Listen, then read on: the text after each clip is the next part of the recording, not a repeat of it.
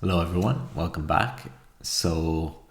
Welcome back to the stream. As always, this is writing a programming language in Rust. What is the project in general? So at the moment, I'm focusing on a core set of common language features that I'm building into a language called Seedlang that will be basically used as a basis for playing out with different programming language ideas. So it's going to be a hopefully fairly readable and maintainable project for that purpose. And then in future, I'm hoping to build on a specific extension develop the project into another programming language that I'm provisionally calling Ash, aiming to be a Bash alternative for writing scripts where it will keep the ergonomics of Bash, but maybe give a friendlier or more familiar syntax. Where am I with the project? So we're probably around 80% or close to it feature completion for Seedlang. And so I basically have my little list of features that I'm completing over here on the left, and I'll be trying to get through the rest of these to finish off the language. What are the tools that I'm using? So I use Mosh to connect to my dev server and keep the connection stable. I use Tmux to split up the sessions and manage my windows. I use Vim on the top left-hand corner here with NerdTree to manage my code editing, and then on the right I use ENTR to rerun my development loop so that whenever I change files this will rebuild on the right hand side. So as I've mentioned before, there's a Discord that I'm trying to get started with. I believe there's a link in the description, so be sure to check it out if you're interested in the things that I'm sharing. And I guess that's about it. I'll dive right in. And so last day I just finished the spread operator, and I was going to be looking at the unspread operator, which I was also thinking of renaming to collect or gather. So I used to call it unspread because I thought it was kind of clever, but I think collect or gather makes more sense. And I also realized, just as I was catching up before the stream, that this will be part of destructuring, i.e. part of the assignment updates, I guess you could call them. And so instead of having them, I haven't actually started handling destructuring in general for assignments. So I'll only be able to work on this after I've started work on destructuring, because it's kind of a special case of that. And so let's see. So there's string escaping, there's interpolated strings, there's anonymous functions to work on. That could be something quick enough to work on. And whether I will do string escaping to start with, I might leave that till later because it could be a little... Oh, hi, welcome. I'm doing well. How are you? So because I haven't actually done this before, most of the rest of the work that I've been doing has really just been copy pasting from an old implementation of the project and adding tests. So maybe I will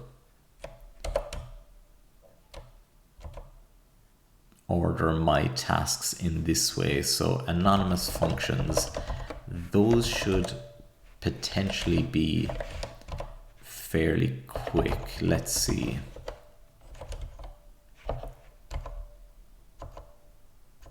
So previously I just had, oh no, that's the current implementation. So in the previous implementation, yeah, I had two implementations. Well, not two implementations, but I had handling of functions as an expression.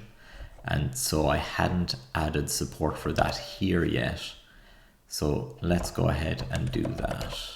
So we'll copy that over. I won't need any extension to the the lexer for this. And so I'm not using paramlist anymore, am I? Okay, I am. But that's for defining a function as opposed to a function call. Oh yeah, and I'm defining a function here as well, so that makes sense. And this will have to be a raw expression.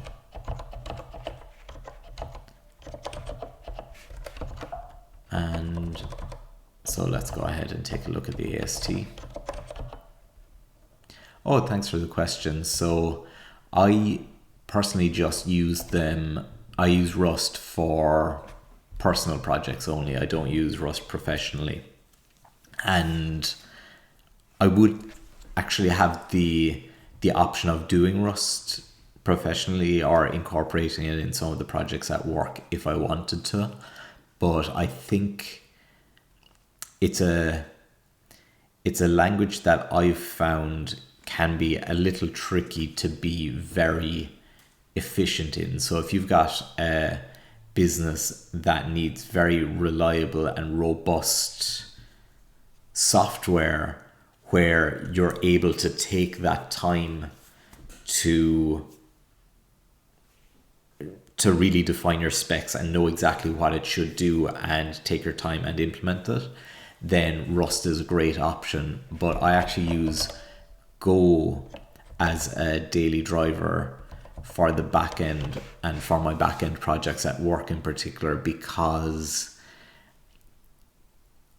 a lot of businesses, you really have a focus on trying to innovate and get implementations done quickly. You're not always sure exactly especially when you're bringing out new products, you're not exactly sure what the thing that's going to be the thing that takes off is ahead of time. So there's a lot of benefit to actually just being able to implement something quickly. It might not always be the most robust implementation, but you're able to execute quickly, and if you need to change things, it's a lot easier. Whereas Rust, you're nearly, especially with the borrow checker as well, every layer of kind of, I guess, compile time check that you're adding in is almost like a layer of tests that you're embedding into the framework. And tests are brilliant when you know exactly what you need to build and how it's meant to be long term, but sometimes you actually need more flexibility than that. So where I am at the moment, I tend to use Go mostly because it makes most sense in that domain. And I just tend to be slower in Rust is the fact of the matter. It takes me a bit longer to write Rust code than it does to write something like Go. So yeah, hope that answers your question. And so we have call here, and so I'll also define function. Very welcome. And so let's see here. We have arguments. Will that be expression or raw expression? I guess it'll just be expression. And so that'll recompile, and I'll need to add in some handling for this too. So this is for a function expression.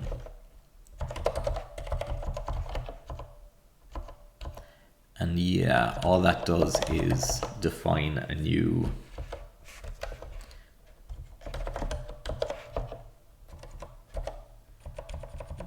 function value essentially. So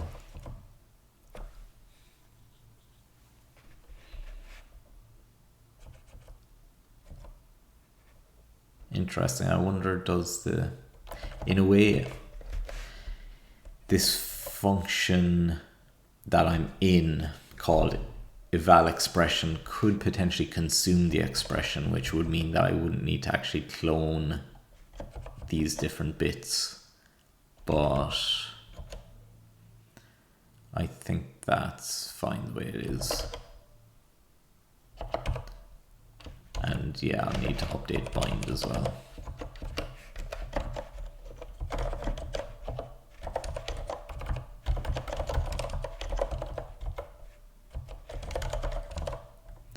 A function literal.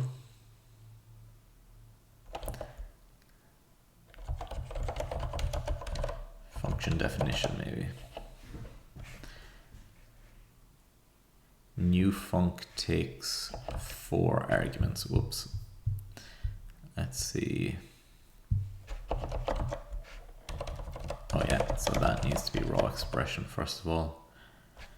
And oh yes, there's an optional name now. And the name is none because it's an anonymous function.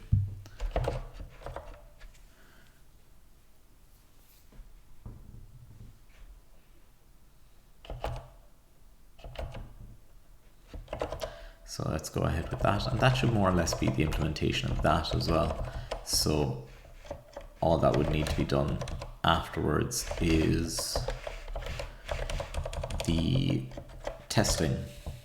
So let's see, when I put in variables again, there's probably there's a functions test file, so that could be appropriate.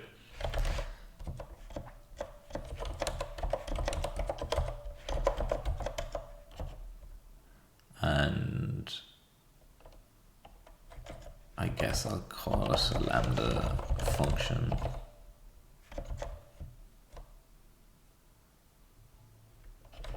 Or I'll call it function variable.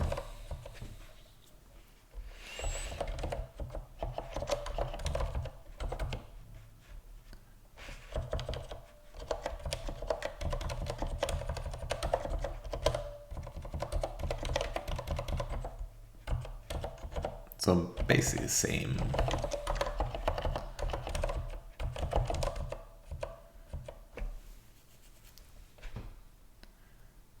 The same test, except instead of giving the function name as is, I would be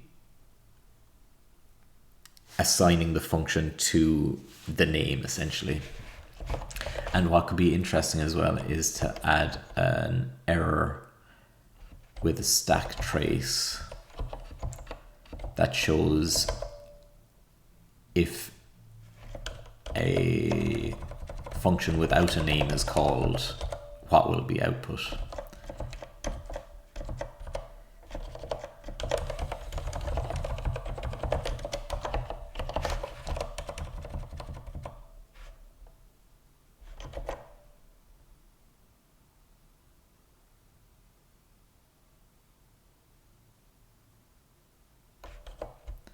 Stack trace built in.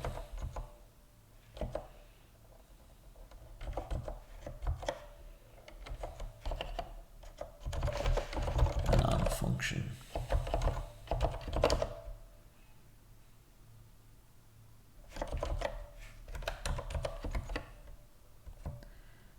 And I'll do a new test file here as well, combinations, like I was saying before, where I'll do things that are a little more, tests that are a little more complicated,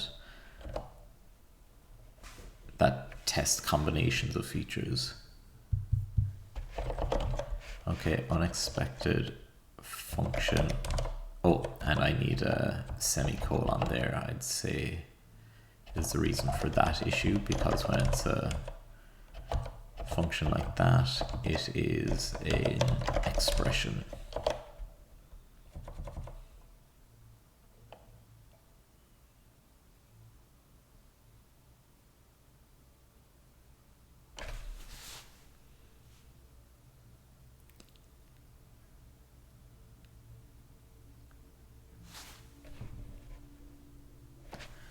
Just thinking, I don't have a, do I have any tests for object properties?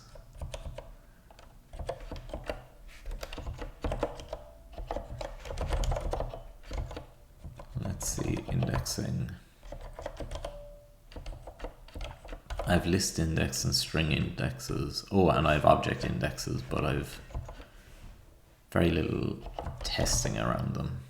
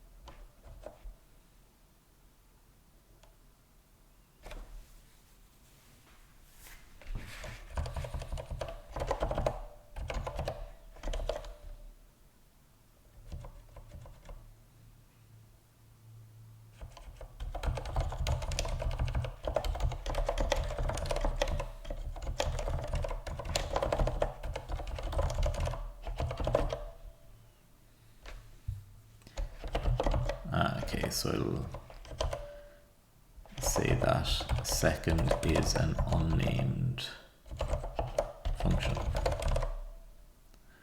That's kind of neat. That's handled already. Oh, and I better bump the version number as well. Cargo Tom L.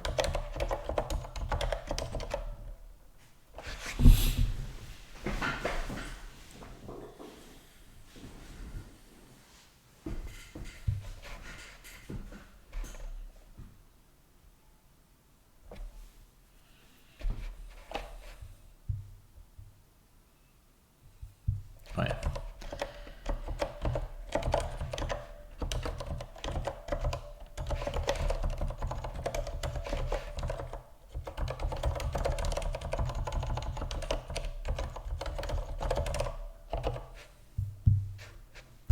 And were there other tests that failed? Unexpected EOF in parse errors. I'll now be expecting function as well.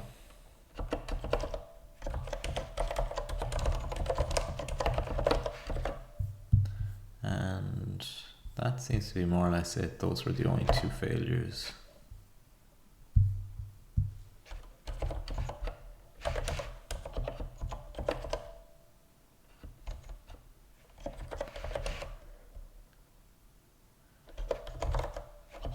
But that reminds me to add in special access for object properties.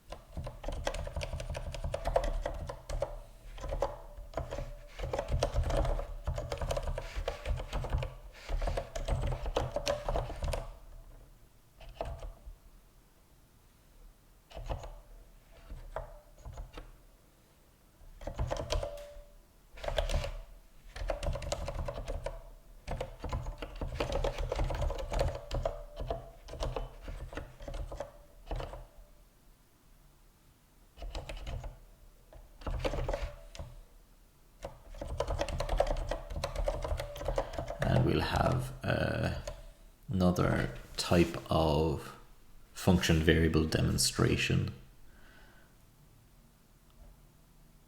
So let's see.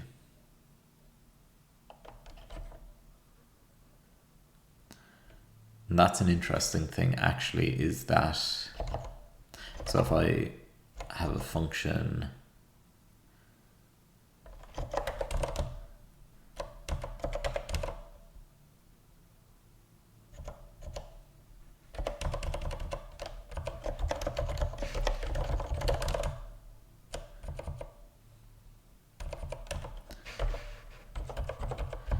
I have a function f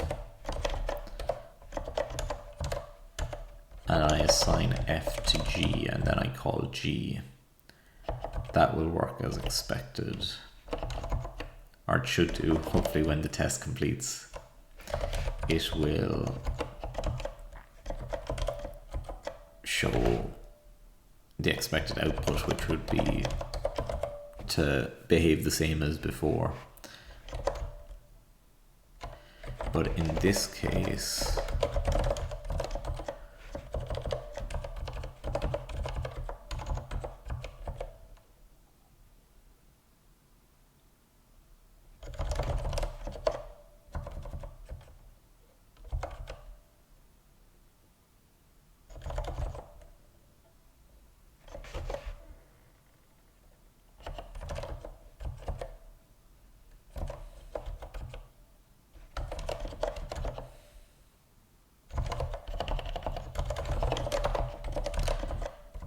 we will, let's see, get the, so even if we call second in this case, the output name will be f and it'll be the output from there.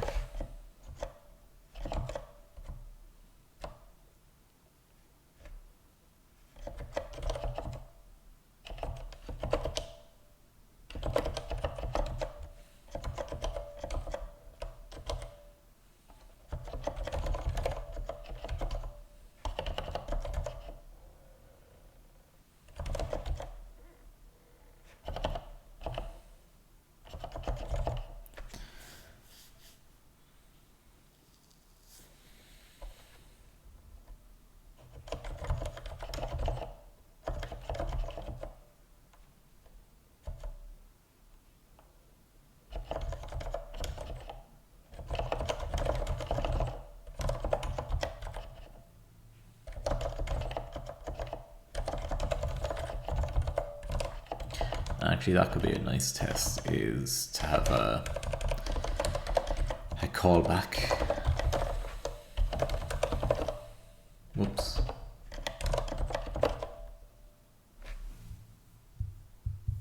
So here I'm, after doing something, oh yeah, so there shouldn't be a semicolon there.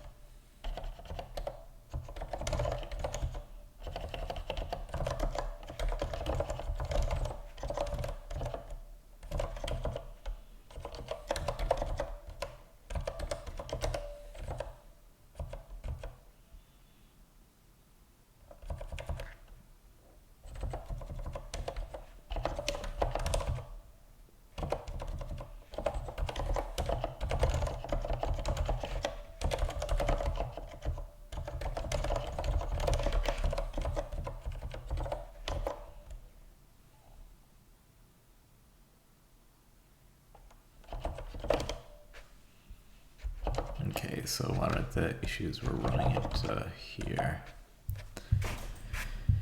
Well, mostly that the function name or the test file name is incorrect now.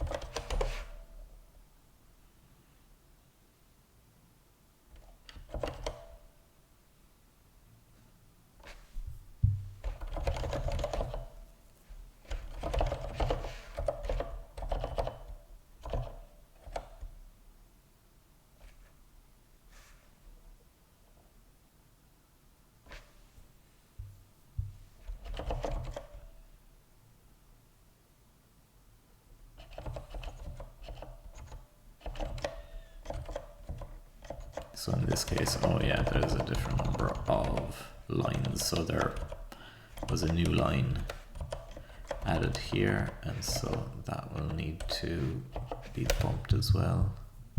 Anything else? Seems to be a function failing up here in features function variables.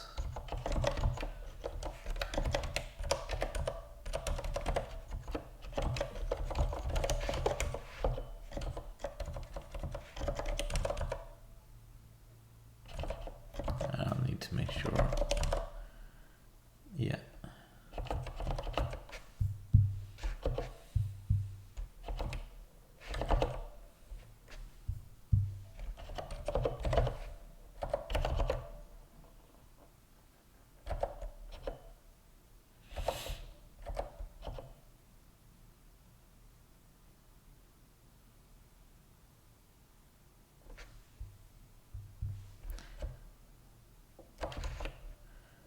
I'll change the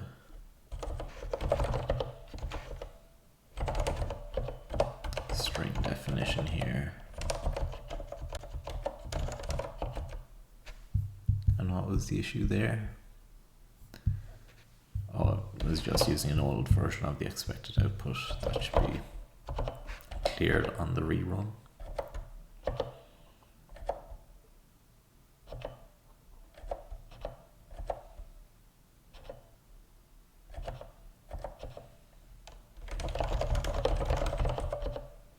No.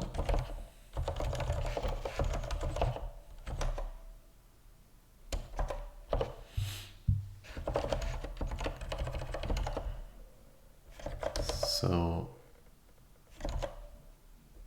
yes, I wanted to add that to the features as well. So we had the callback example.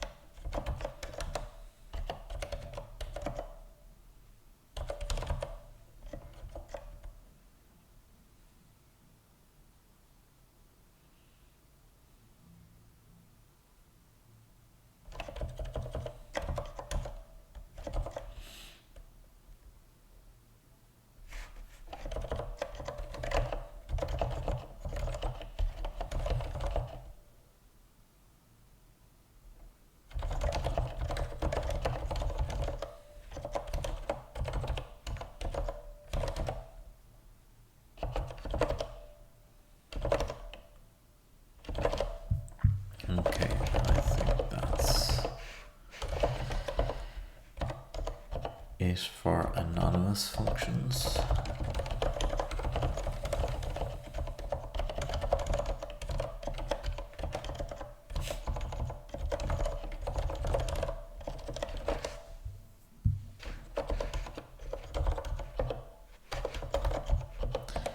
And I wonder if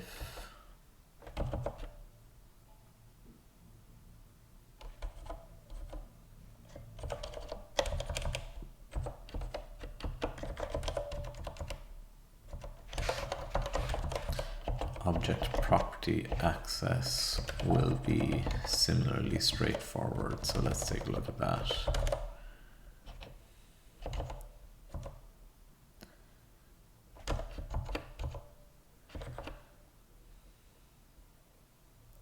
So this is in the section that handles indexing, so it's here.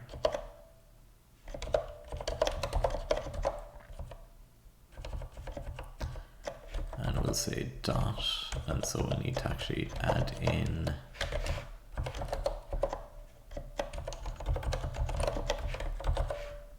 a new production in the lexer.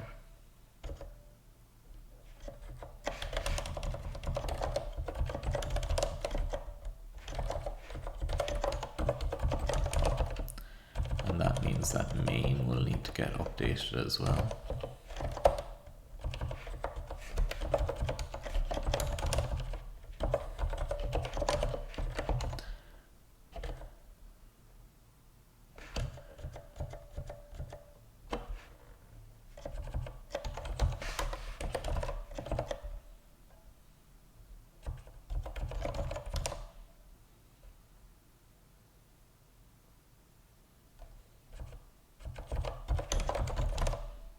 I wonder, will this work, or will I get in error due to conflicts? We'll see.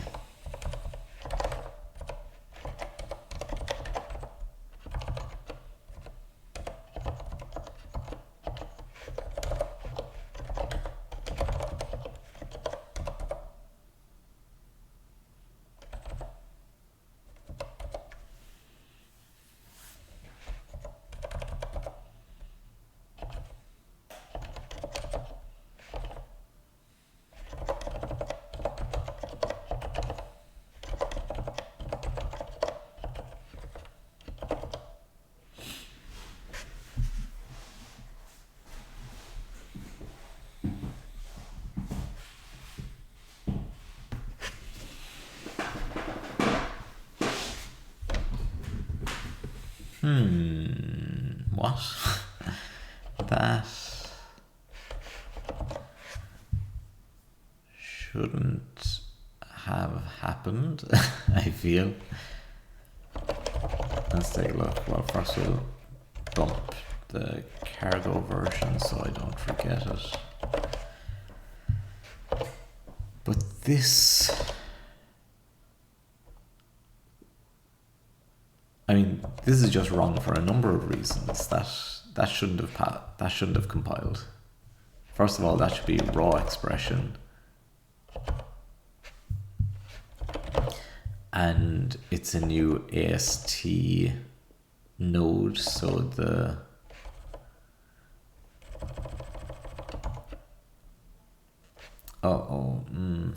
ladder pop is parsing in the background. I'd say that's what often causes the build lock pause. I can close the lexer for the moment.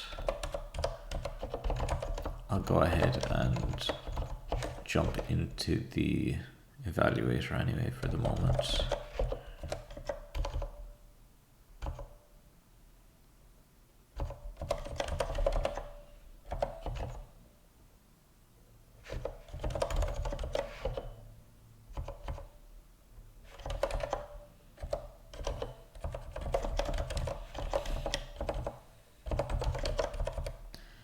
So we don't have support for what I was calling prototypes, but they were really type methods.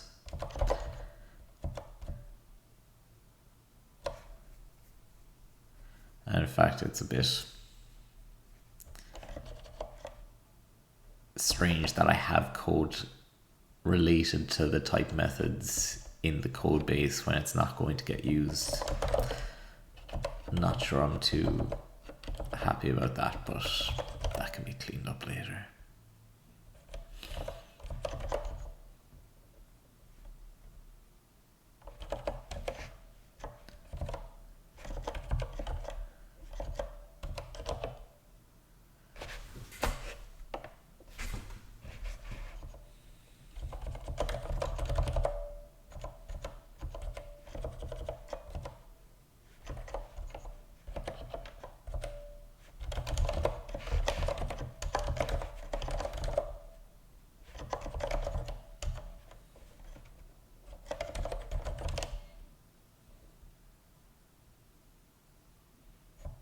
Oh, that was the wrong branch, I think.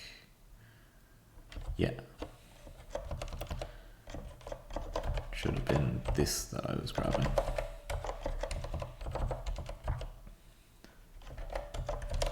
And I wonder, can I do a match? A macro match on this. Match eval expression.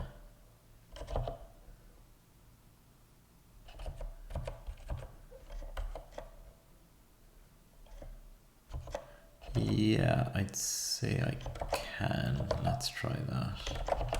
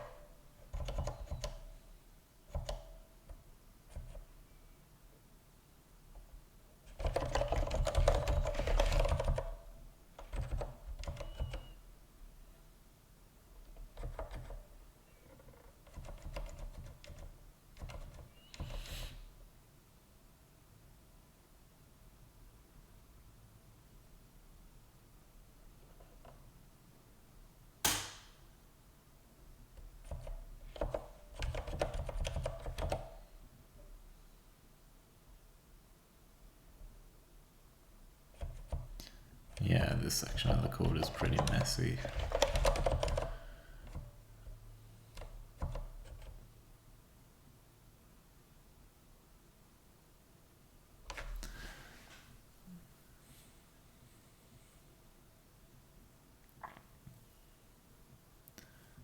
But I think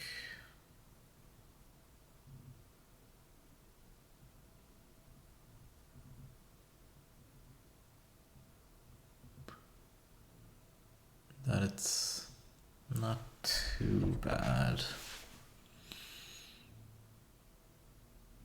Like, it's at least some bit readable. It's not as readable as I'd like, but particularly these lock unwraps, I think those are very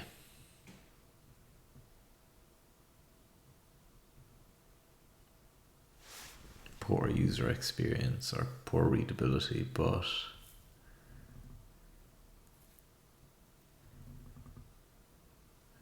I wonder, can I create a function to abstract that?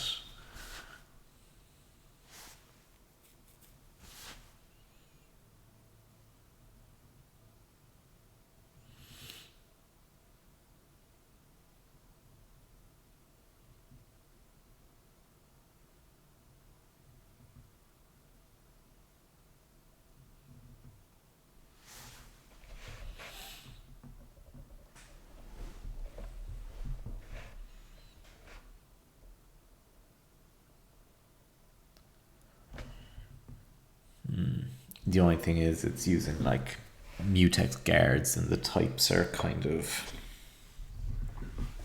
complicated around it.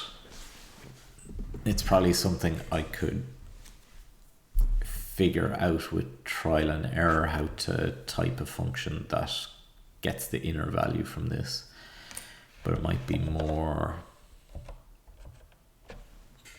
time than I have at the moment to sink into that.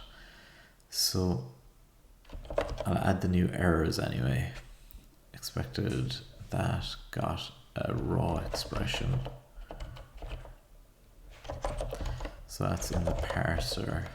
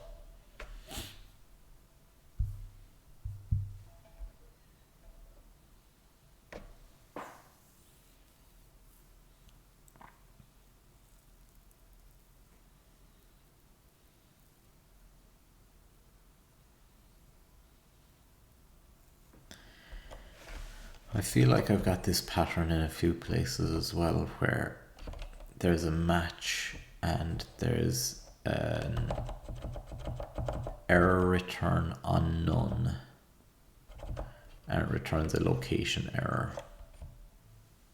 Okay, so it's unknown or maybe error.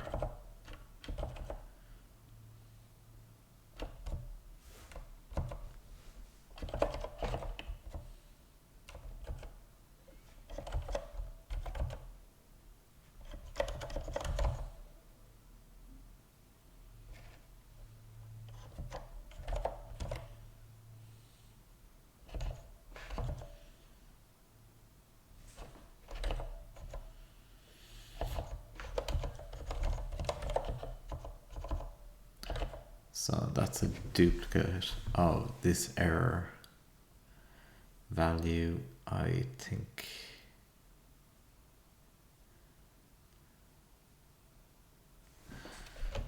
I will rename that to prop not found.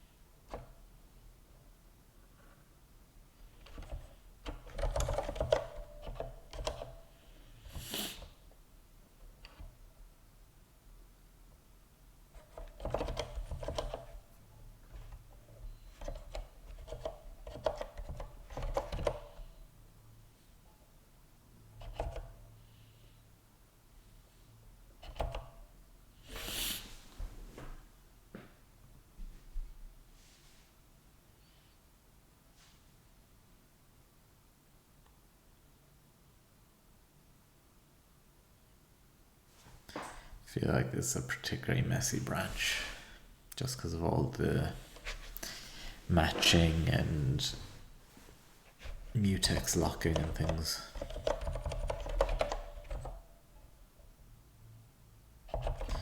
Yeah, so that's in a good spot. I just need to add handling for prop.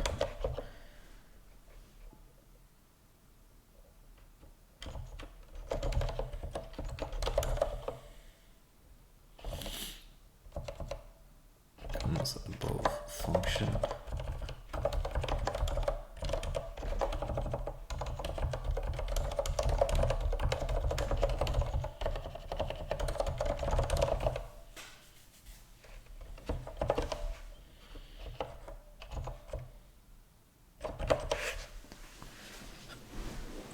And I think that is more or less it with regards to the implementation. Maybe there'll be a little bit extra,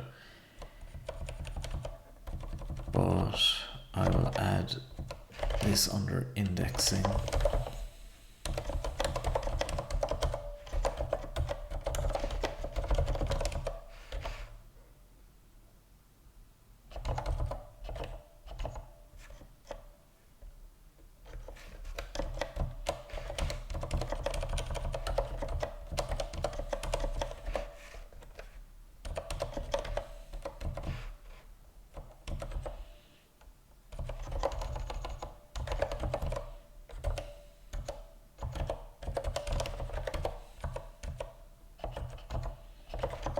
I'll need some errors as well.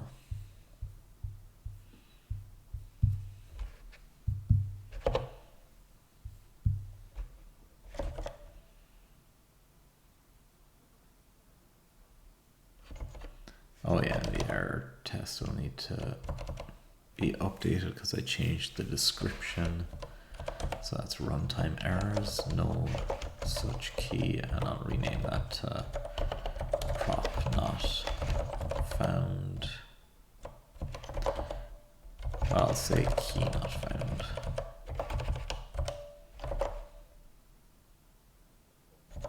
Or I'll go prop not found 1 and prop not found 2.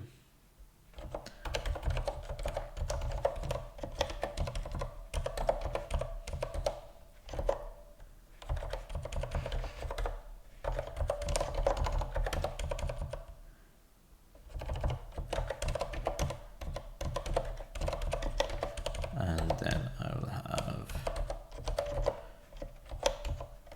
prop access on non-object. So I'll do it on a list maybe.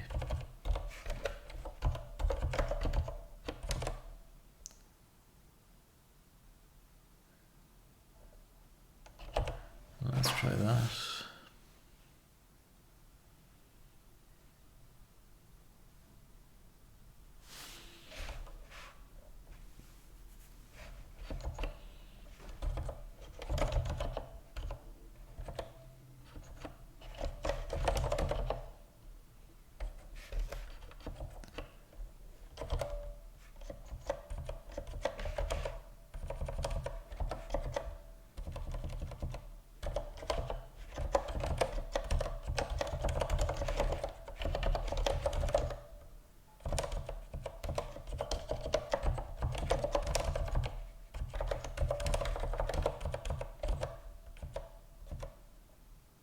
Hi, welcome back. Whoops, I missed out on the error messages there. So what are the ones that I want there? Object doesn't contain, so the gets removed there, and properties can only be accessed on objects got list.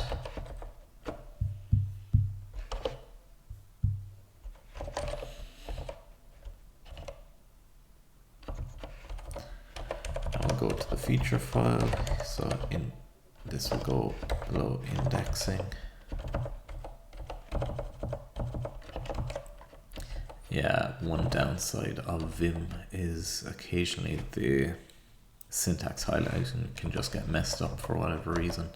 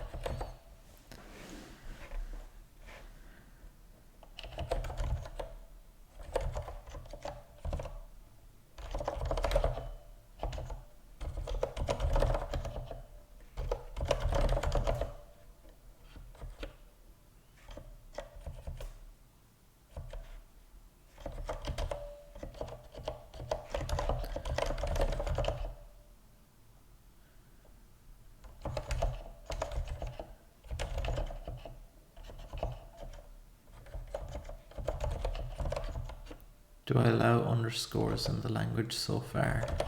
Can't remember in terms of variable names.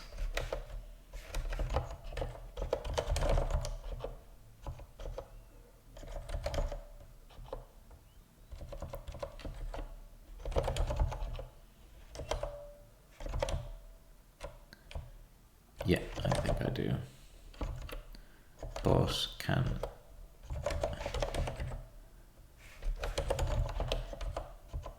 can a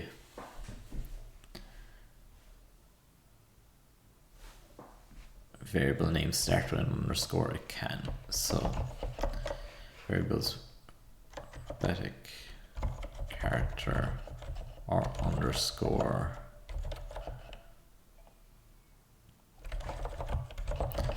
any number of numeric letters or underscores. So with that in mind,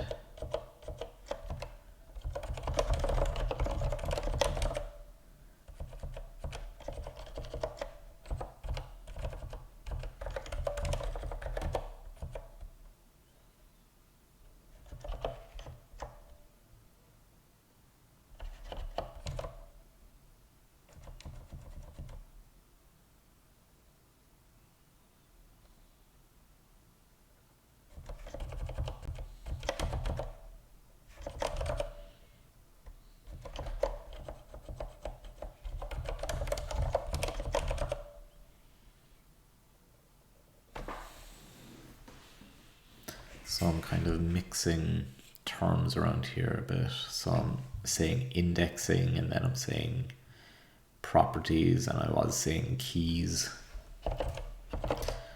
Not too happy about that inconsistency, but howsoever.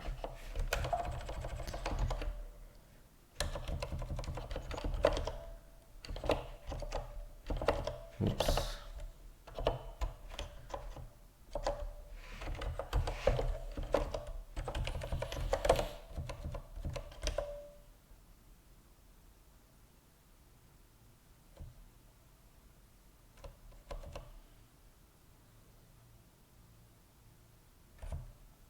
I'm kind of tempted because this section is so small to actually just return the values directly from the match instead of using this OK with an early termination. But I feel like this is slightly more consistent with what I'm doing in other parts of the code base, so I think I'll leave it as is.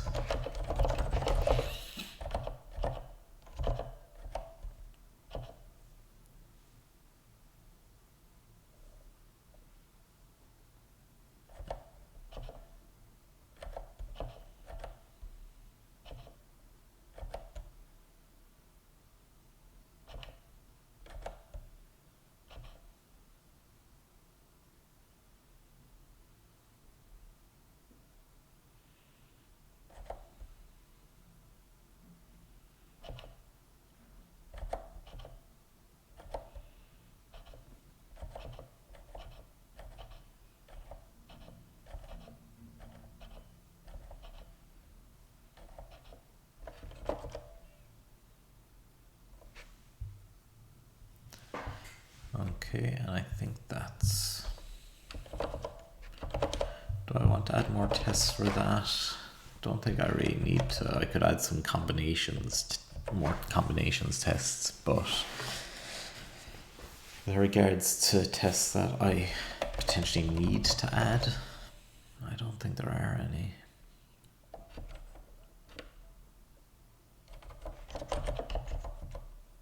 There are possibly some that could simplify things.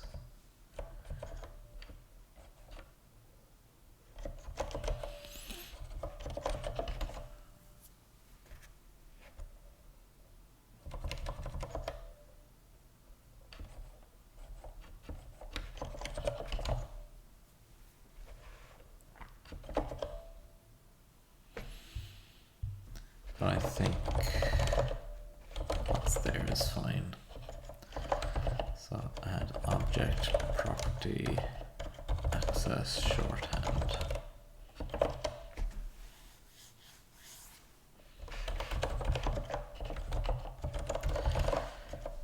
For objects.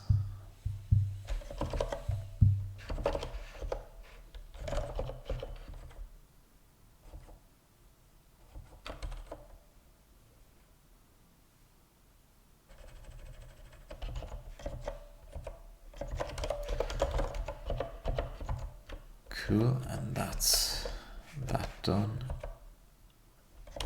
So going back to this, I want actually just checking out some of the to-do items that I created during development. A closure test. That's possibly something that will be useful still. I think I have a closures test file, do I? Or is it just in functions? Yeah, I have a basic closure there.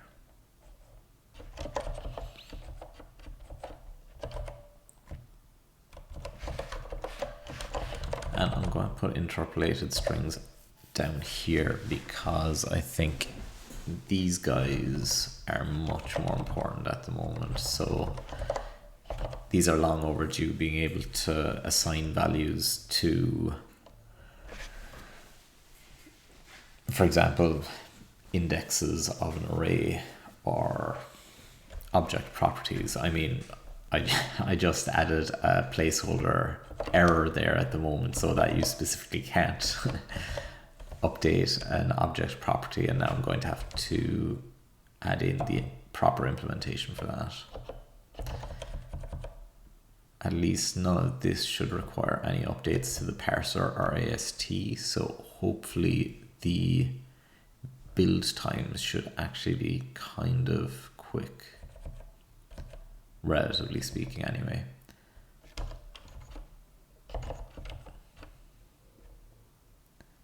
So let's see. Yeah, you can't assign to those things anyway. I mean, those could all be interesting overloads for the assignment operation, but we'll behave.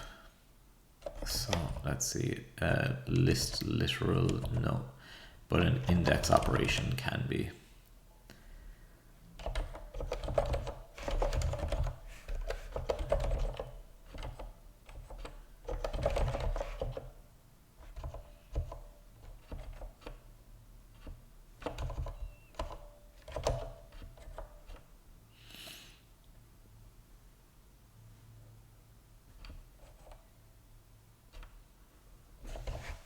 So yeah, we'll do the basic operations first, and then we'll do destructuring as a follow-on. So we'll have indexes, object indexes, essentially range indexes, and then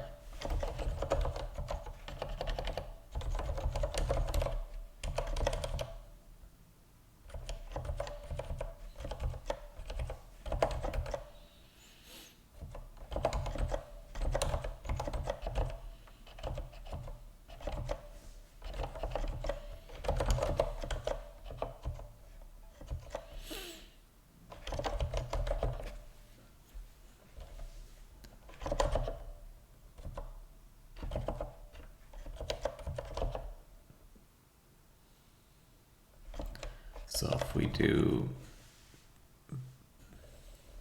a basic variable assignment, that's fine.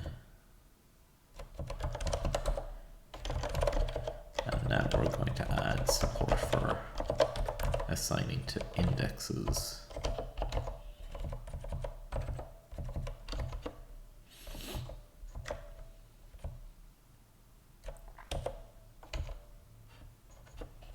And that's made up of an expression and a location.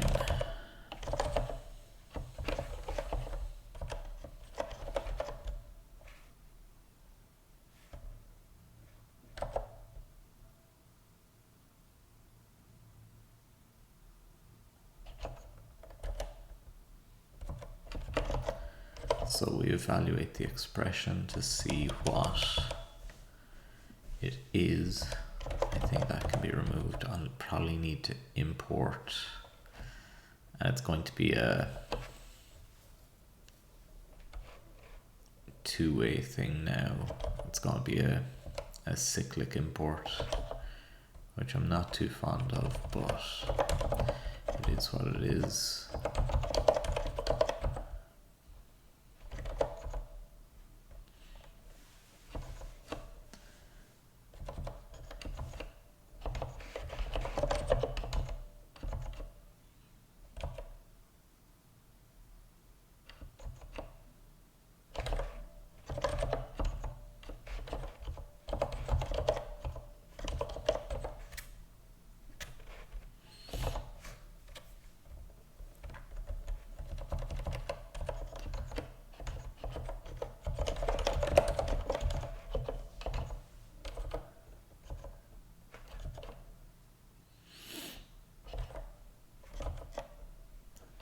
Some of those functions could probably be popped out into their own module. But anyway, I have this new eval expression to index, which should work a little better for this case.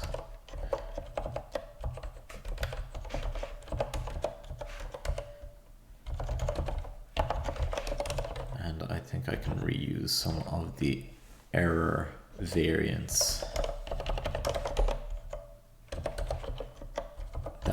have defined in this file, because when they're returned from a different function, there shouldn't be, I guess one of the things I like to do with the reason I have error variants for different exit points is so that when you retrieve an error, you know exactly where in the code it came from.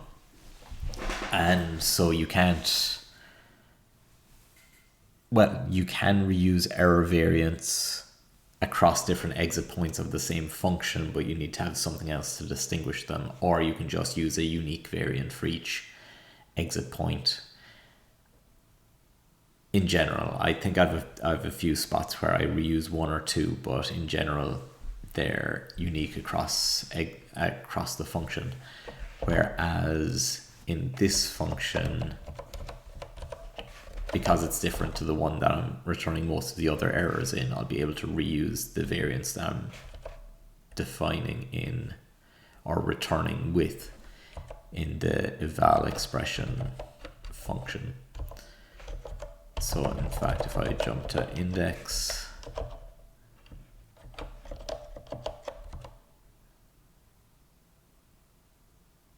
that's saying source expression.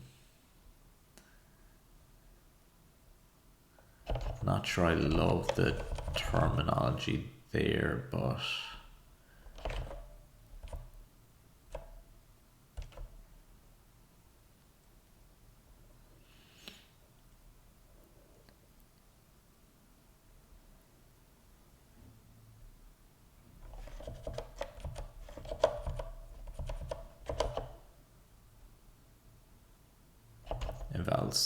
eval list index.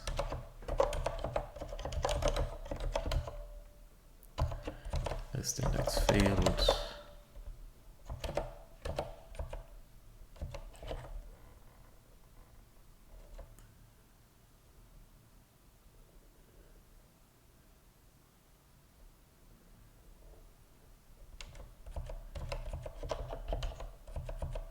And yeah, I'll need to handle out of bounds here.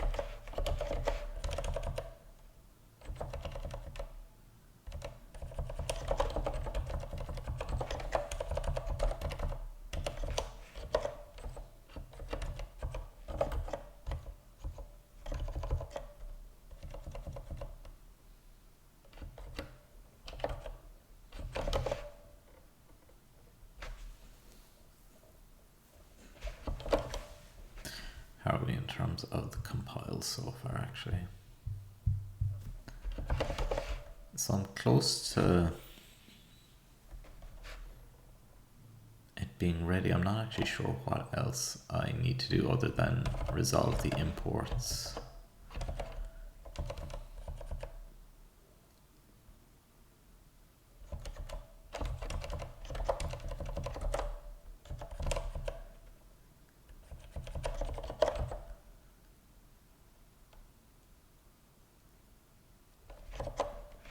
Line 56, expected result, but didn't get one.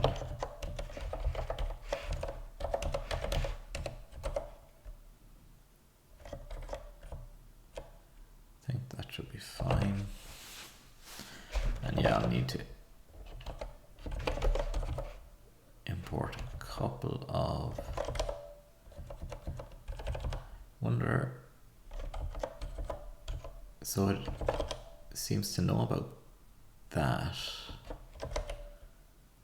function somehow, but it doesn't seem to know about the macro usage.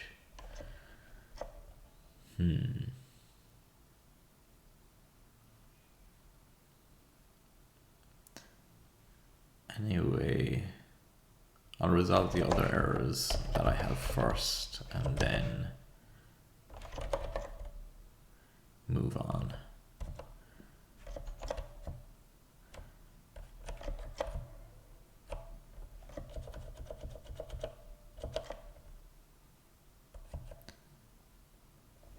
Expected result found. Oh yeah, it's because of that, but then it can't find the macro. So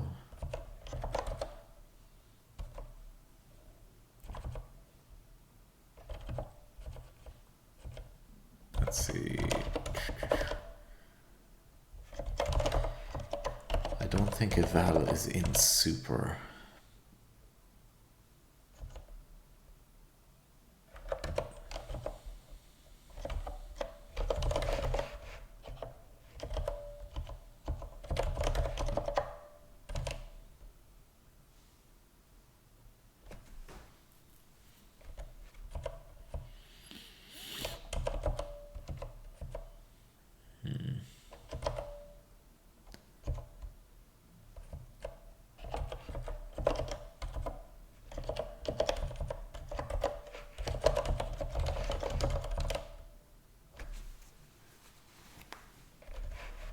No eval in eval.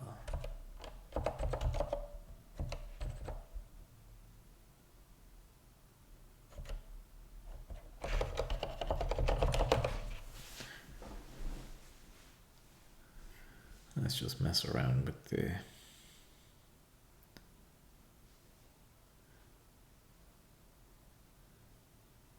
bits here.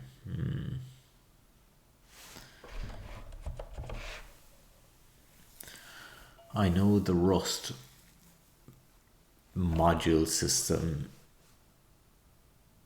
is meant to be fairly powerful, but I just find it confusing myself. I think it tries to be too clever sometimes. I mean, it probably is clever for all I know, but for me, I don't know. There were a lot of movements on from the Java import system, but I feel like Java was, no, I'm not a fan of Java really. I don't necessarily enjoy developing in Java, but Java, and there's a controversial opinion now as well, Maven were actually just fine. That was kind of a nice sweet spot I felt for imports and module systems and things. Yeah, it wasn't anything, like, it was just simple.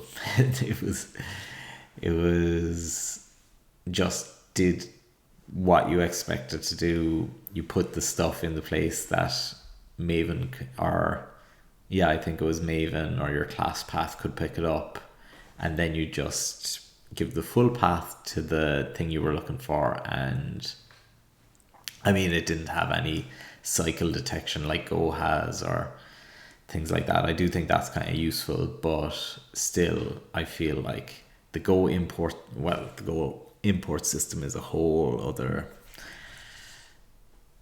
I do think that's a bit messy myself, and Rust I find complicated, and JavaScript I find complicated and inconsistent, because now you also have all different ways of doing an import. You can either import a package, or these days you have to import the things from the package that you want, and you get these really messy import blocks. And I know it wasn't anything fancy, but I think Java imports, just clean and simple, made the most sense to me. I don't think anything has really improved on it to developer experience perspective anyway, but from my perspective anyway. But yeah, it's a bit of a pity, but let's see. Still can't. So there's no super in the root. Am I in the root? Even though I can do super error.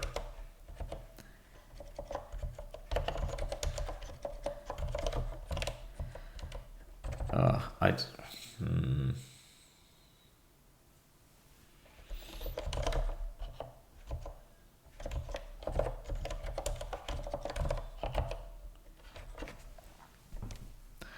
actually at a bit of a loss here as to how I can import my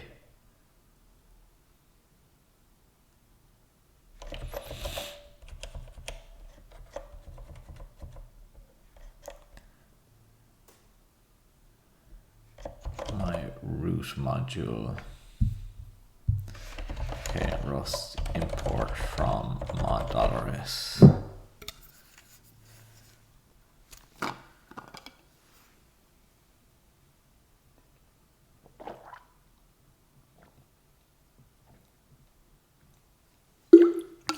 I mean, it's probably my own fault, because I'm not sure that you're meant to put stuff in the mod rs, or if it's really just meant to be something that declares the other files.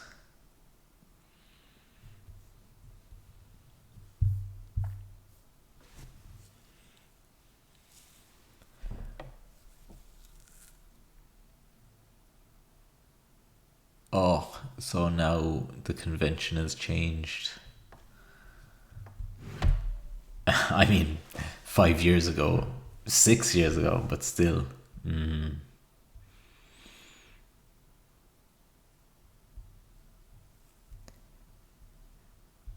Yeah, that shows you how actively I use Rust. I use Rust a good chunk, but I don't really follow the trends and things, so.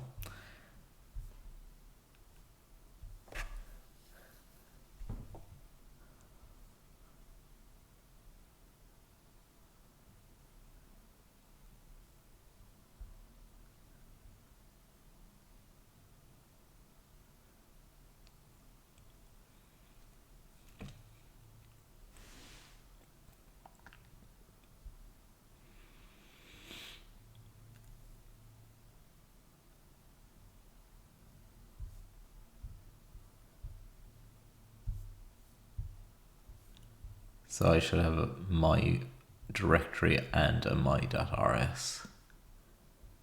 And my.rs can contain stuff as well.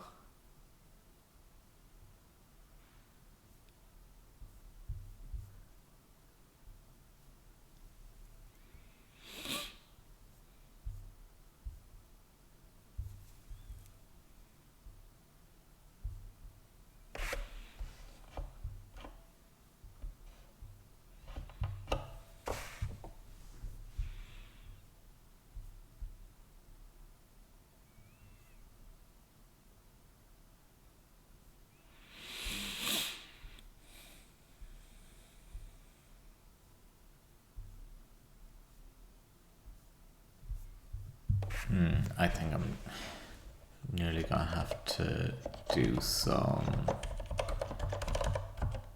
just messing around really, because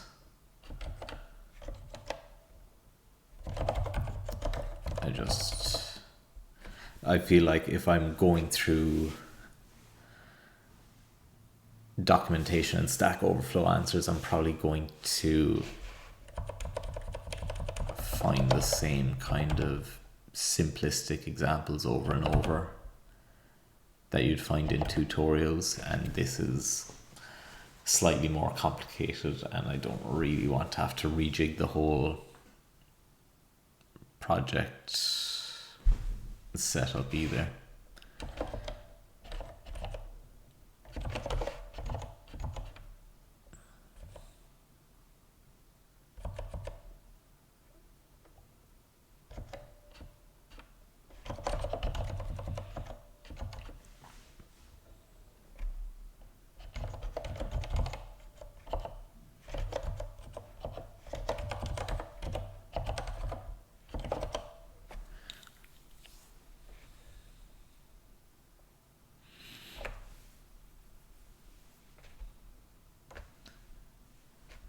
Use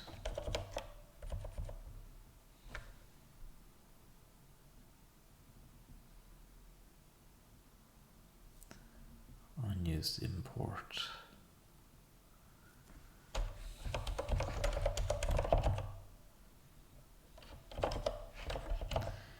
It's getting to the point where I'm like, will I just copy paste the thing, because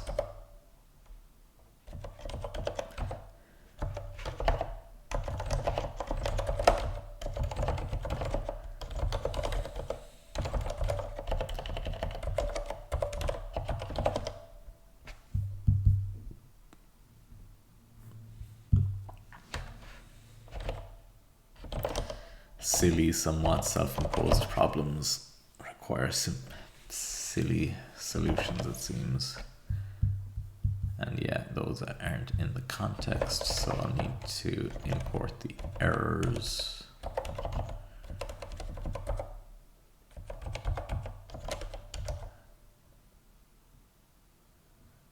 Maybe it was self I should have been using. I don't know. Like I say, I find the module system a little difficult to work with. Oh yeah, and I need to now handle context as well. So that will need to get carried in here as well in a parameter.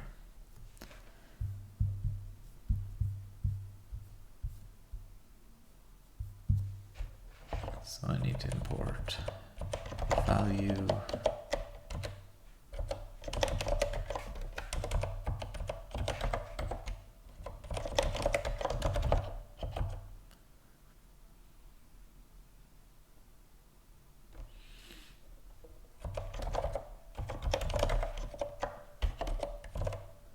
Can I do that? I'm not sure. We will see. Line 21, val expression.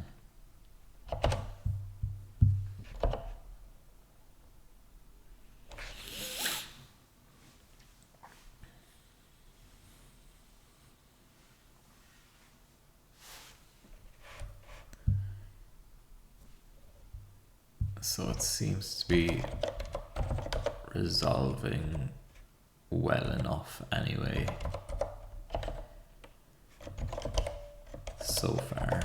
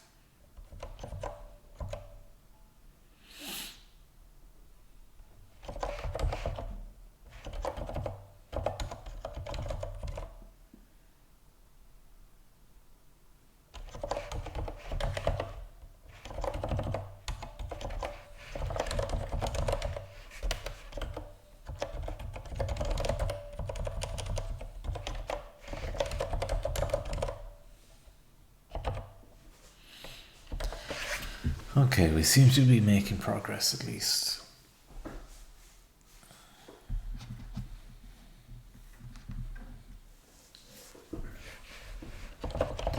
And we need to bring in context there.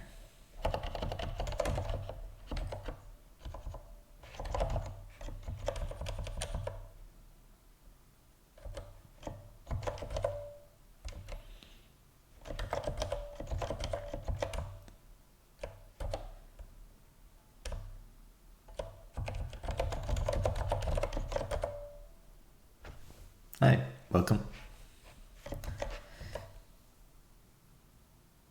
So we'll need to import that from eval as well.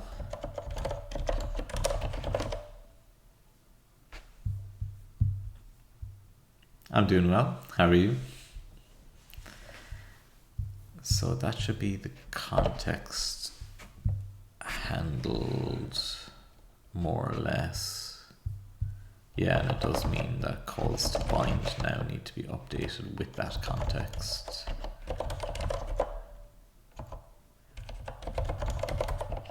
Which should be fine. Oh, nice one. Let's try that. Oh, thanks for the question. So this is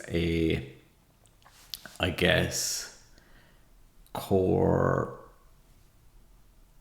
how to describe it? It's a programming language which is a small kernel of programming language features that I'll be using for playing around with different programming language ideas, and I also have an idea for a specific programming language that I want to build on top of it, on top of the core that I've built here.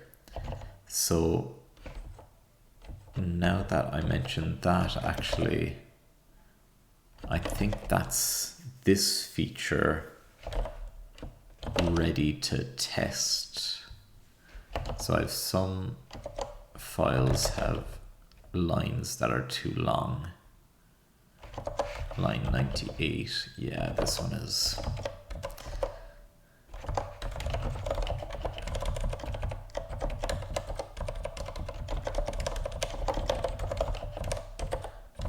Ooh.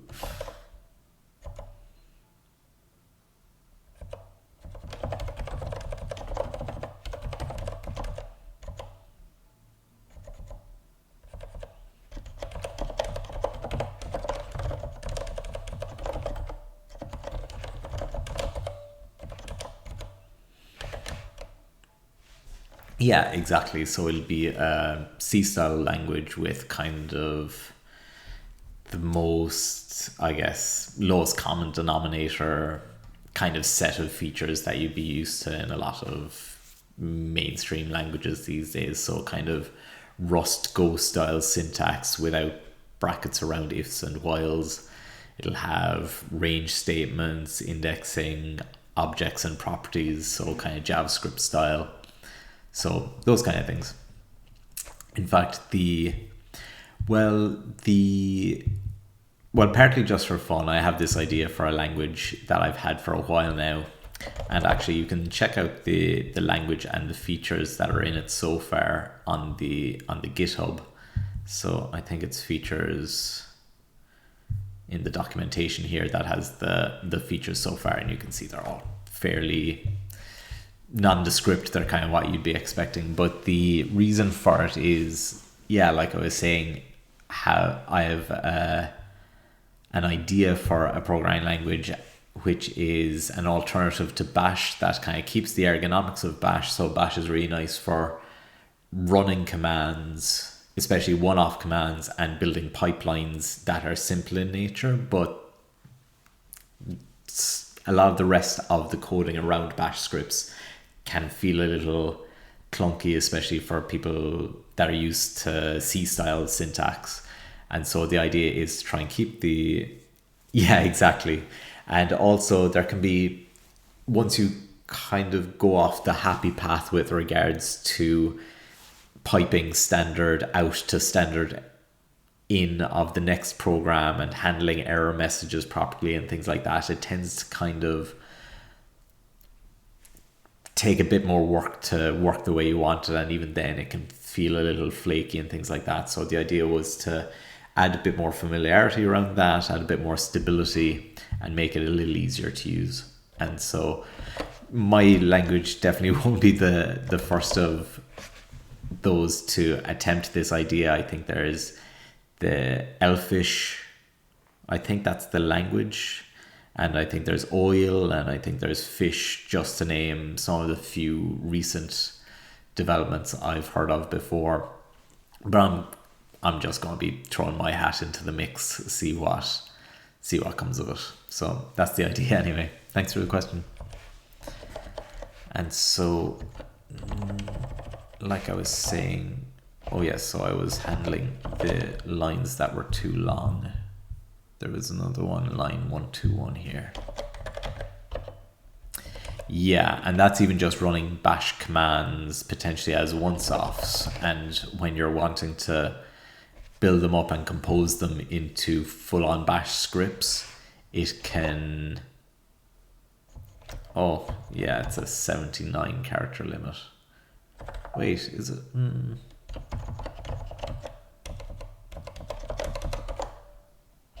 Oh yeah, for some reason I think I need to do this. Ah, okay. That's my limit hit.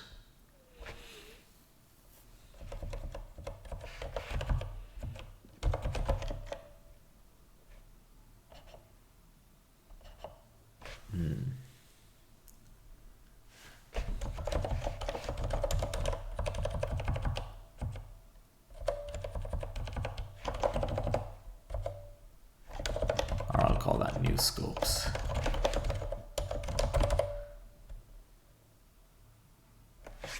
Nice. Yeah, and the thing is that bash scripts and the like can be very useful. I mean, if you compare it to, for example, if I think Go and Python, and I would say Rust as well, have quite nice interfaces for running commands, but it's still a lot of manual work to emulate the same thing that a bash script can do in a couple of lines, because it's designed for that. That's why it's so ergonomic in that domain. But then it's the general programming aspect of a bash script that makes it a little, I guess, clunkier in some respects. So tests, yes. And let's see, where do I want to put these new ones? So this feature is assigning to which again? List indexes. Oh yeah.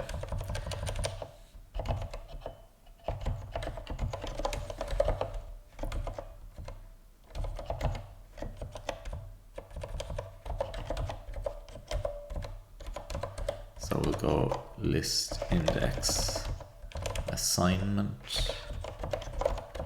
So we'll go that is equal to D, and then we'll print X's, and it should be a DC. Oh, cool. Lua is a nice one. I haven't used it too much. I guess it's interesting how, well, Lua calls them tables, I guess. More recently, we'd probably call them objects or hash maps, using more common phraseology. But I like the idea of Lua. It's felt a little like, I guess, similar to, I'm not sure if you're familiar with Lisp, but taking this idea of a fundamental data type as a simple core and stretching that idea as far as you can. Yeah, in terms of being a simple language, it seems like a nice one in that regard, and that it could be fairly easy to embed. I think a lot of game systems embed it as well for that reason. And yeah, exactly. But that's the thing. The simpler the language, it gives you a lot of power for getting started, because you don't have to know huge numbers of concepts. I mean, compared to something like Rust, where sometimes it feels like you're fighting with the system to get your code to run, whereas, yeah. Oh, cool. Yeah, and that's the thing as well. If you do get the opportunity to use it, yeah, similar to Java or anything with a static compile time where you have different constraints. I mean, compile time checks are, I think, absolutely essential when you're building big software projects, but when you're getting started, it can be very useful to be able to just dive in and, yeah, have a forgiving type system or error system where you can just throw stuff at it, see how it runs, and get that feedback loop running, and then you can possibly add types into the mix later. I don't think it's something you need to necessarily start off with, but that could be I guess there are pros and cons for the different approaches. So I'm going to add a runtime error for trying to set a value in a string.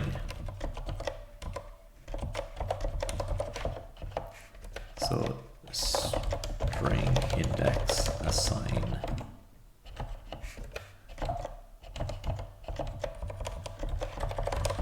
So let's see if we tried to do something like that. String index assign. And I'm not sure what error it'll actually give back at that point, but I'll just copy whatever error comes back from the system. Yeah, I'm from Ireland, so that's where this stream is based.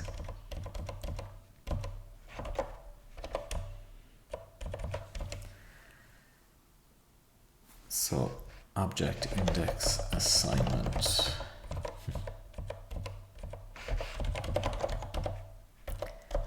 And let's see, we'll set that to 4. So then when we output that,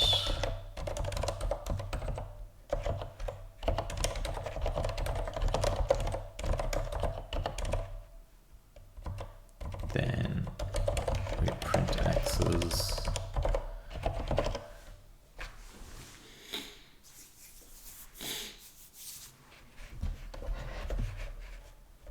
So I have that test twice for whatever reason.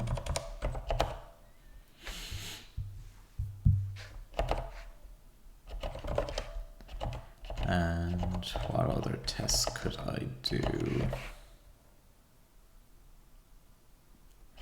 This is probably one of the opportunities that I have for maybe doing a reference test. Yeah, so let's try this.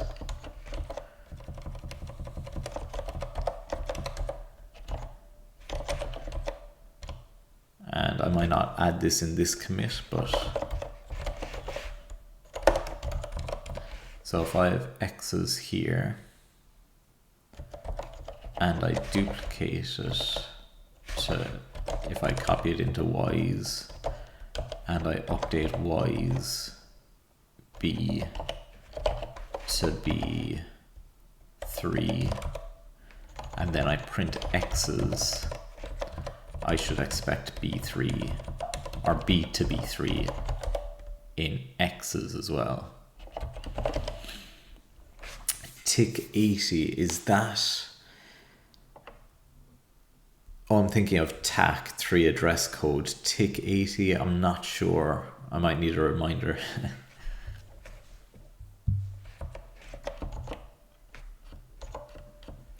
So I think I'll need the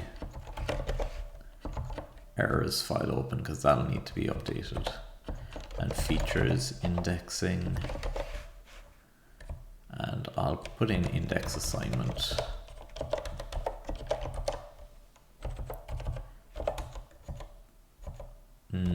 As a new section.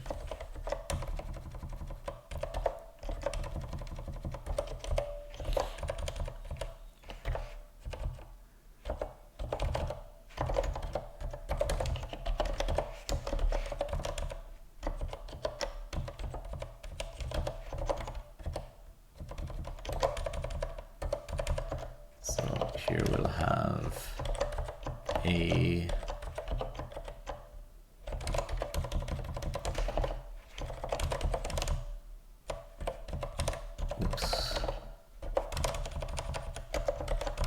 D and C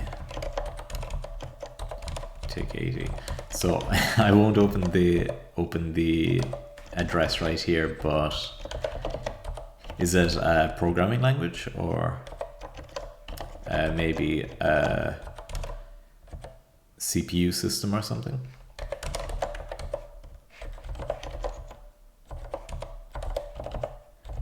ABC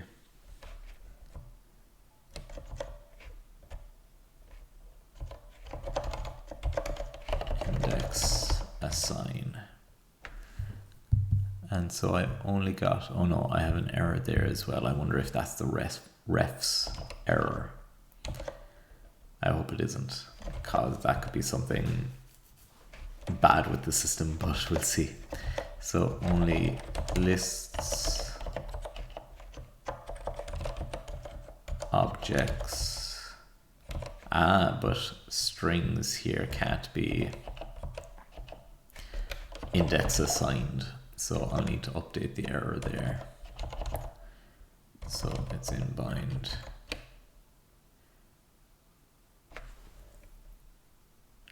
Oh, okay, interesting. Nice. Yeah, and I think I've played around with maybe not the same system, but there have been, I played around with Elements of Computing Systems, which is a nice book where you're building up a computer from first principles and basic, you're combining different basic elements up into a real computer. And there was also, I think there's, every so often with the advent of code, there are some puzzles to do with designing a system or having an abstract interpreter and things like that as well. So I played around with different, what sound like similar ideas, but they're always fun. I think they're nice for kind of, they can feel like cool puzzles.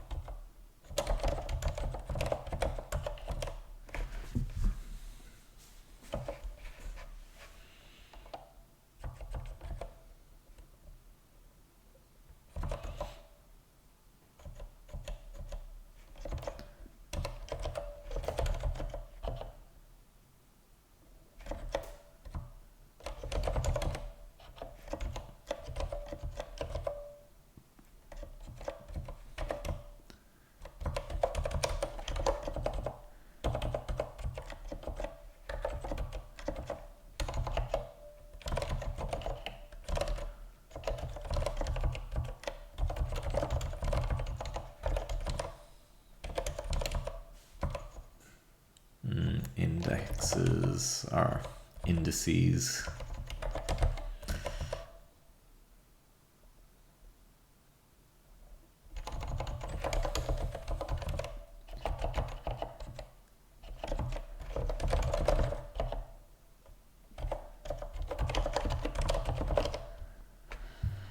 Let's try that. And what was the other error that I was getting? List index assign. Well, that's positive at least. Yeah, and that's just an issue with the way I was rendering the output. So I'll do the same here. And is it indexing?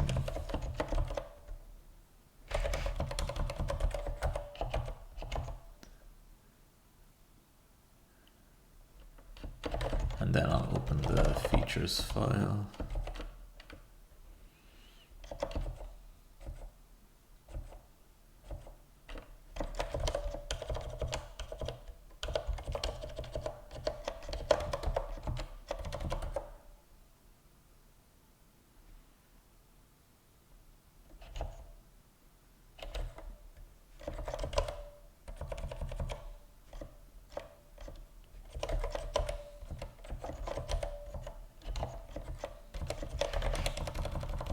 I'll put that under object props for consistency with the features file.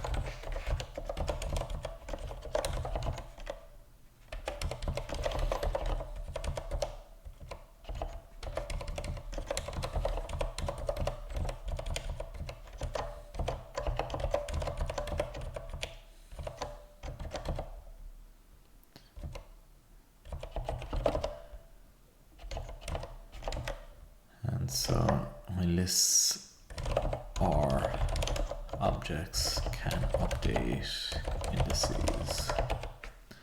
Let's try that.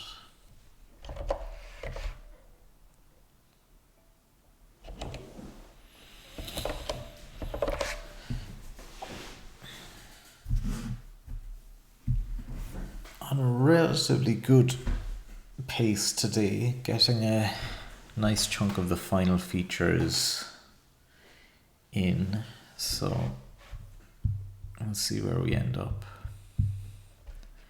And so I have the position incorrect there,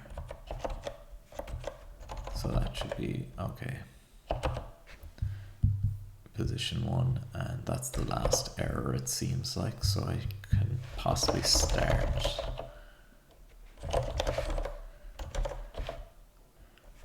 updating the, oh, that's going to block on the lock. Yeah. Oops.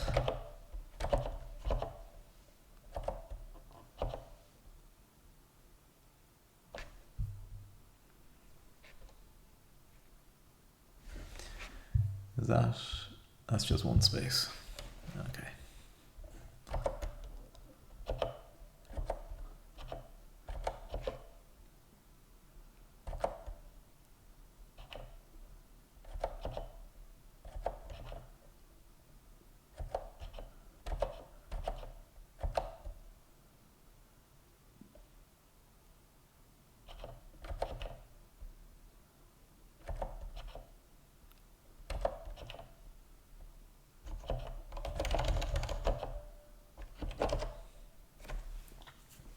So I'm going to optimistically commit this, and then I'll go back if there's an issue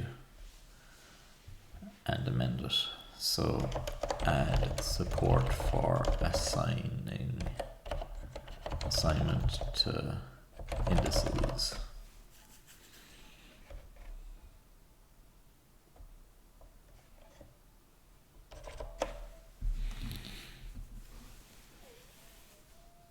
And so I added that for both lists and objects. Yep. Whoops.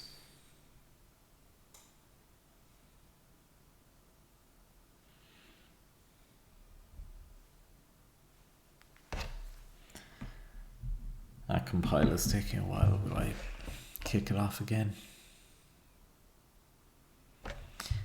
So oh nice, that's finished. So I guess I'm using a lot of different tooling for writing the system. In general, my development environment is a combination of, I use Mosh to connect to a development server that I use that's running, I think it's Debian or Ubuntu, probably Debian. And then I use tmux to split up the session into different panes, and I have a few different projects here at the bottom. So this is focusing on, in fact, I can probably rename this to CLang. And I use Vim for actually editing and writing code. I use the Nerd Tree plugin for Vim, and then I use, on my right hand pane here, I use ENTR to basically restart the build process whenever I make a change to either the tests or the core functionality.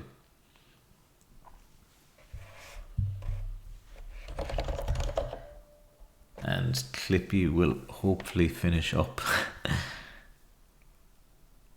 in the next. Oh yeah, so it's called Vim, in the vein of Vim and Vigor, so VIM. Though I think I just write V usually, and I think if I do which V,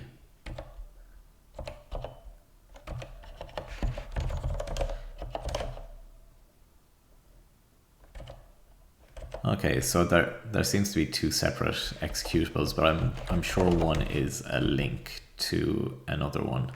So if I go user bin v, I'd say that's a link to alternatives v. And what does that link to, if anything? To Vim basic user bin. So v does link to Vim, and then Vim basic is what? Vim basic is an actual executable. So, but in short, yeah, I use Vim. So VIM. Cool. So that seems to be that commit running and passing. And so I think there I want to commit add test for reference updates, and actually I'm going to add in a second one there for objects as well. Oh wait, that one is objects. Yeah, then I think that's fine. Or I'll do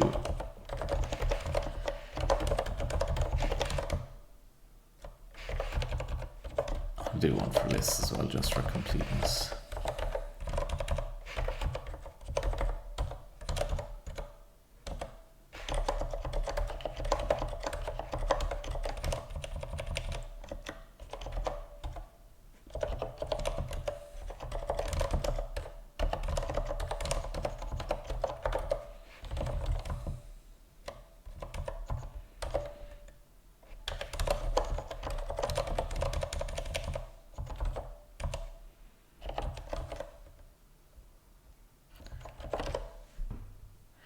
Something, yeah, it's kind of, and that is a question I do get asked a fair bit, and it's really just, I guess it's just what has happened after, I guess, a decade or so of programming.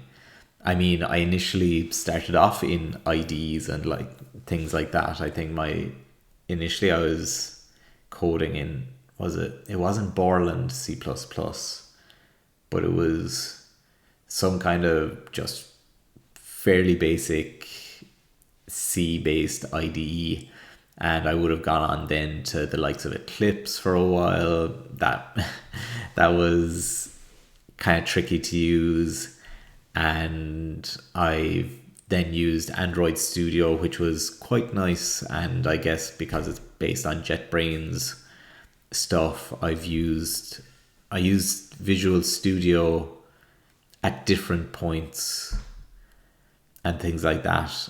But while I was going through all those different environments and different programming setups, I'd be swapping out the IDE that I'd be using, but then in the background I'd be working on my own projects, and I'd often be using just Vim for that.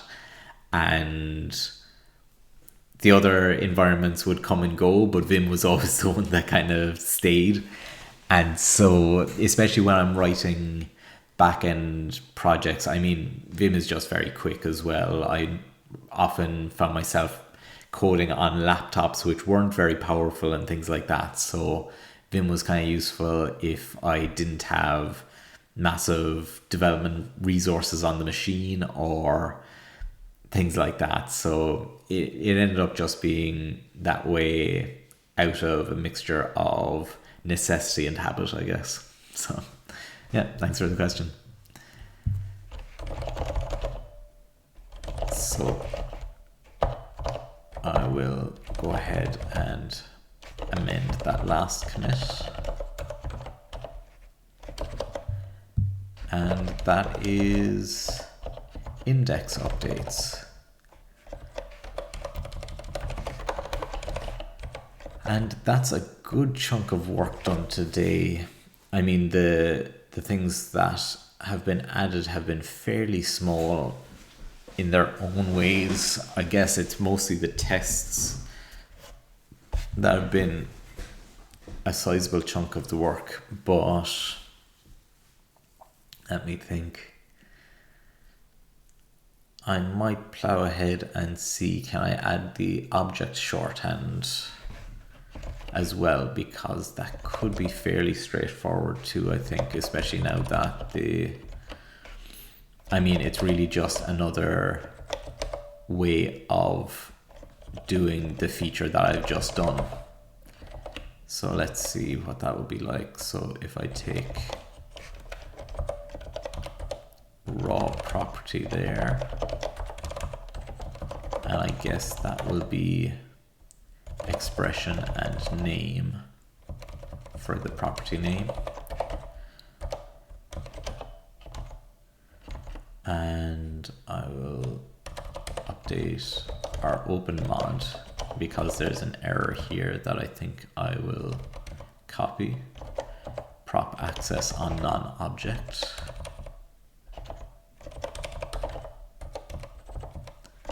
And so I'll take value there.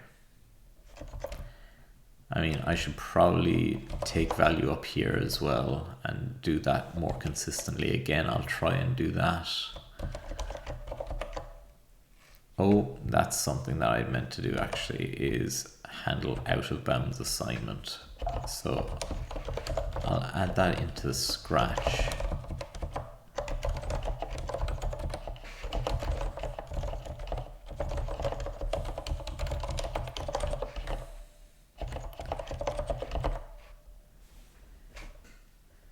But for this,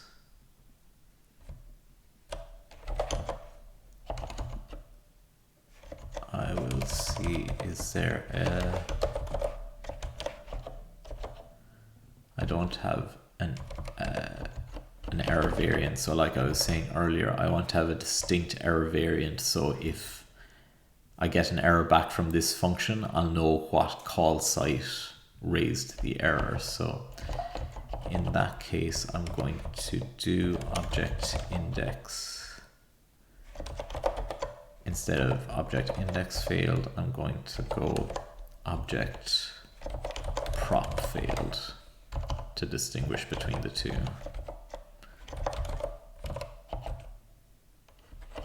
And I'll need to update main to handle that.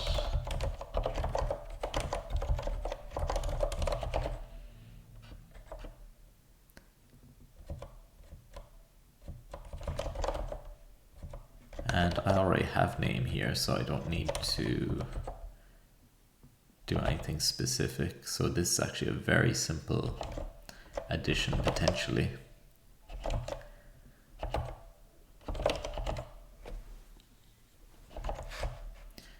And I'll really just need to add in some tests.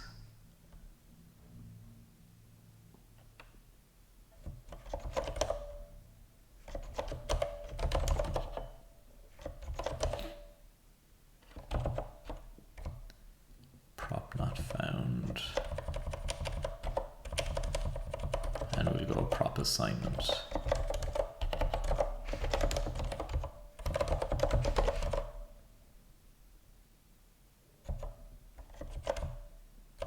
And that'll be an interesting one, actually, assigning to a property that doesn't exist. need to add some, I would say 2 errors for that. One to actually handle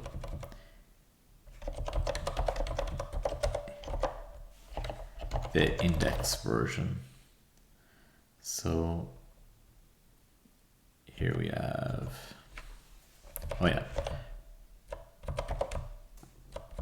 prop access. I'm going to say prop assign a non-object.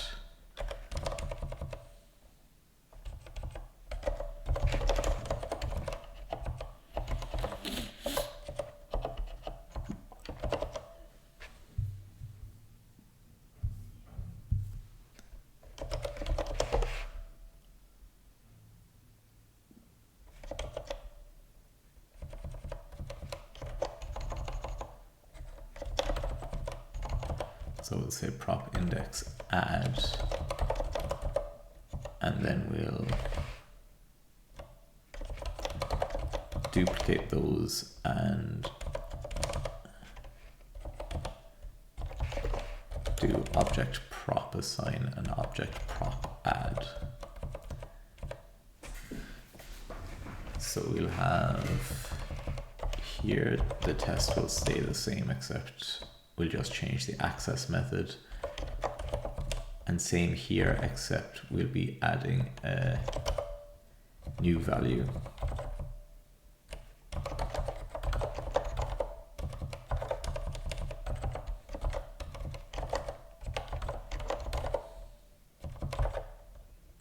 So let's try that, and we're getting an error there in bind line 116.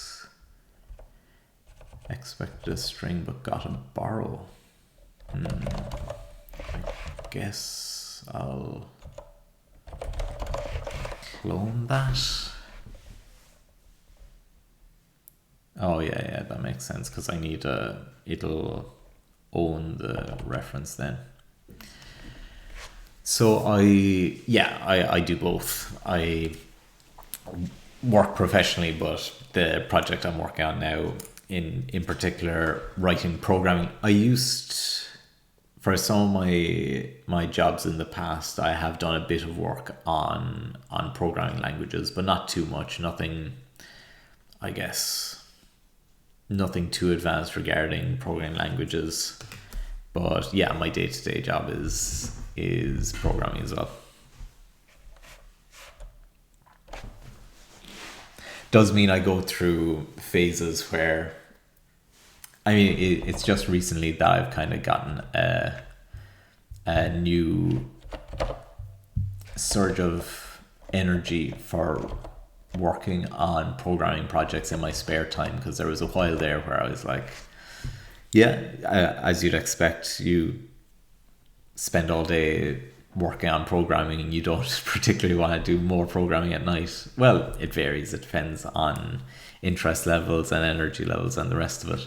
So yeah, exactly.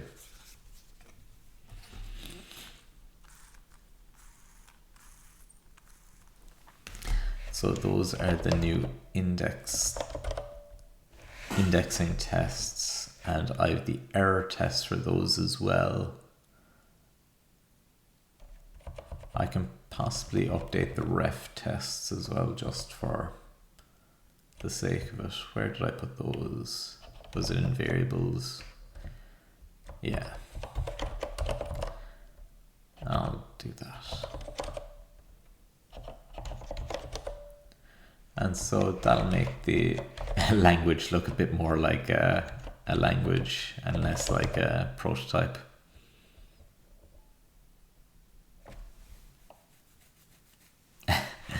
Well, that's the thing as well, is that I guess there's, as much as we enjoy these kind of things, there's an upper limit as well. It can be quite easy to burn out with regards to programming, and it can make it feel like it doesn't make sense why you'd be burned out, because it can often feel like there's nothing physical in the way, but it definitely has a massive mental impact. So yeah, I've gone through lots of different phases of that. So index assignment, and we'll add prop assignment.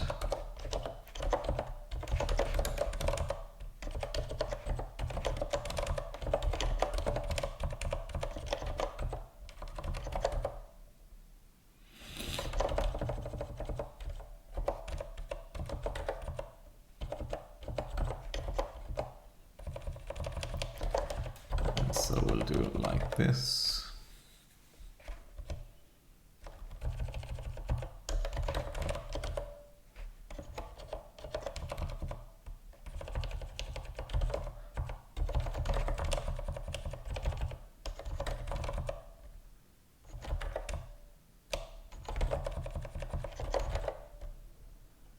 And let's update the test like that. And we'll go to the features file.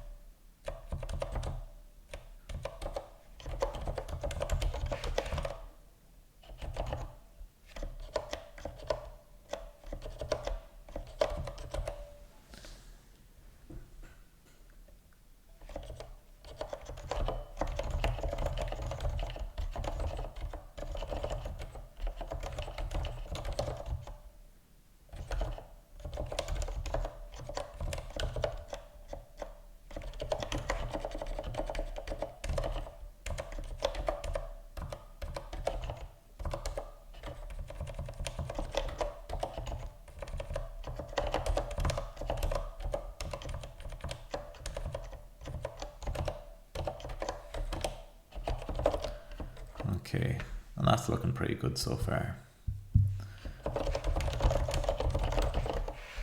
Oh, and I forgot to update the cargo version.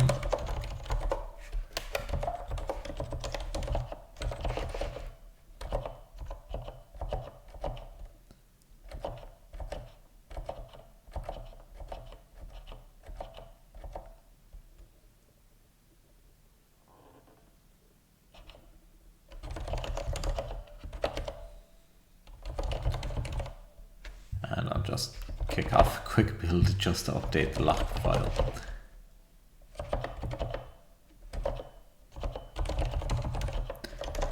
And support for property assignment on objects. Whoops. Git log. Let me just double check the property assignment shorthand for objects.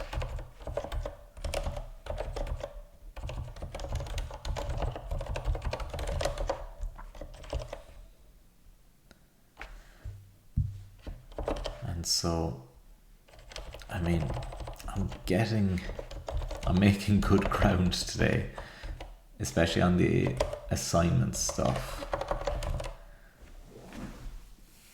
So I kind of want to keep up the momentum, but at the same time, I think that's a good place to call it for today. The range index, I would say, shouldn't be too difficult. Destructuring might take a little bit longer. That could take, I feel like this could take maybe a quarter of a session, or kind of bones of 20 minutes or so, again just adding tests and things like that. Destructuring,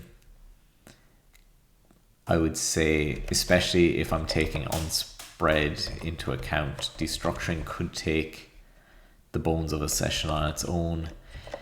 Interpolated strings, I would say, could be half a session. String escaping could be a session on its own, just because I don't think there's any existing code for that at the moment, such as in the previous project, and I could imagine that. So I'll likely need to update the lexer for handling that. So there could be a few bitty parts of that make it a little trickier to implement, and then error handling, whether I'll actually implement that in this language or delegate it to whatever language goes on top of it. I'm not sure, probably the latter, but So there's probably the bones of another, I guess, 4 or 5 sessions in there, I would say, at an estimate. But it's getting there. I mean, that's probably approaching 90% completion now of this part of the project. So in that case, I think, like I say, that's, I think, a good place to wrap it up there today. As always, thanks very much everyone for watching and for the discussion and for the comments. Really nice chatting to people from the community. Check out the Discord. I believe there's a link in the description. It'd be nice to continue chatting with people outside of the stream as well, especially as I possibly won't be streaming as often once I get back into my usual routines. So it'll be good to catch up with people there. And other than that, again, thanks for watching. Take care and have a good day.